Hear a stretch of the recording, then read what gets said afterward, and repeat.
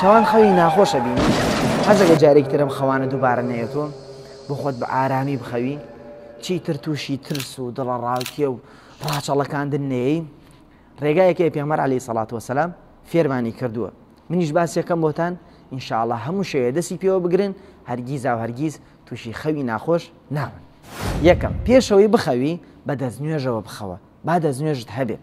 ئەگەر بە دەستنوێژەوە بخەوی ئینشاءڵڵا فەرمودەی پێغەمبەر عەلەیهی سەڵات وەسەلام ئەدگرێتەوە کە ئەفەرمێ هەر کەسێ بە دەستنوێژەوە بخەوێ فریشتەیەک ها لە بانسەریە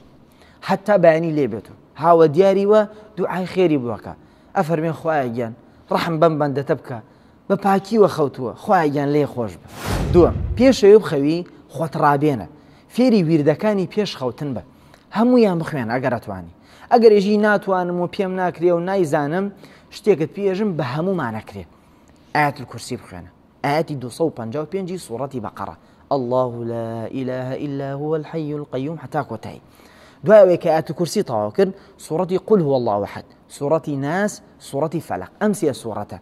ئاوا دەست و بکەرۆ سێ جار بیان خوێنە ناو لەپت دوای ئەوە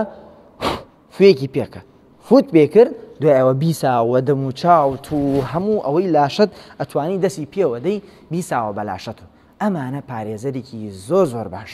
سێم پێشەوەی بخەوی ئەم زکرێکی ئێستا باسیەکەم بۆت لەبەری کە و شەوان پێش خەوتن لە بیری مەکە بۆ لەبەرەوەی تایبەتە بە کێشەکەی تۆ یەکێک لە سەحابەکانی پێغەمبەر صلی الله عليه وسلم هات بۆ لای پێغەمبەر پێی فەرمووی یا رسول الله من شەوان خەوی ناخۆش زۆرە بینم هاوکاریم کە پێغەمبەر صلی الله عليه وسلم پێی فەرمووی إذا أويت إلى فراشك فقل ئەگەر هایتە سەر جێی خەوتنەکەت ئەوە ئەم زکرە لە بیر مەکە و بیڵێ زکرەکە چییە بریتە لەمە أعوذ بكلمات الله التامة من غضبه ومن عقابه ومن شر عباده ومن همزات الشياطين وأن يحضرون ئەم زکرە یەکجار بڵێ ئەگەر ئەم زکرەشی تەواو کرد ئەوسا خاڵی چوارەم هەوڵدە بەلای ڕاستەوە بخەوە هەتاوەکو ئاگاد لە خۆت هەیە بەلای ڕاستەوە بۆ خۆت بن و ئینشاءڵڵا خەوێکی ئارام و خۆش دوور لە ڕاچەڵەکاندن و لە خەوی ناخۆش چۆن لەبەرەوەی خەوی ناخۆش لە شەیتانەوەی جاتوو ئەگەر ئەم ڕێگەیە بگریتە بەر ئەو شەوە ئینشاءڵڵا لە شەیتان پارێزراوی.